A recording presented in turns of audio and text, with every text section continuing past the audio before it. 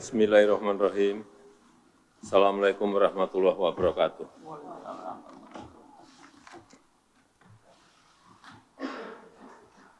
Bapak Ibu sekalian yang saya hormati, rapat terbatas pada siang hari ini kita akan membahas mengenai kualitas udara di Jabodetabek yang selama satu pekan terakhir kualitas udara di Jabodetabek sangat buruk dan tanggal 13 Agustus 2023 ya, kemarin indeks kualitas udara di DKI Jakarta di angka 156 dengan keterangan tidak sehat.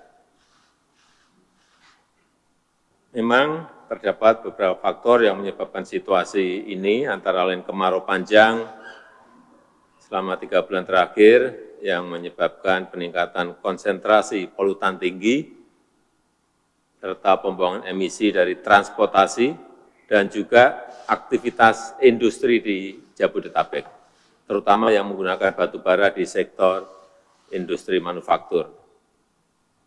Saya memiliki beberapa catatan yang perlu menjadi perhatian seluruh kementerian dan lembaga terkait. Yang pertama, jangka pendek.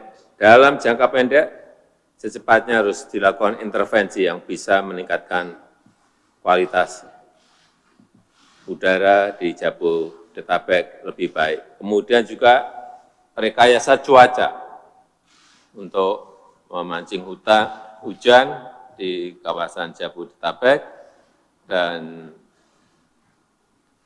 menerapkan regulasi untuk percepatan penerapan batas emisi Euro 5 dan Euro 6 khususnya di Jabodetabek.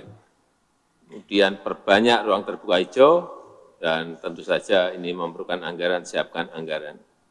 Dan jika diperlukan, kita harus berani mendorong untuk banyak kantor melaksanakan hybrid working, work from office, work from home. Mungkin saya nggak tahu nanti dari kesepakatan di rapat terbatas ini, apakah 7525 atau angka yang lain. Yang kedua, dalam jangka menengah, konsisten melaksanakan kebijakan mengurangi penggunaan kendaraan berbasis fosil dan segera beralih ke transportasi massal. Saya kira bulan ini LRT segera dioperasionalkan, MRT juga sudah beroperasi. Terima kasih sudah nonton. Jangan lupa like, subscribe, dan share ya.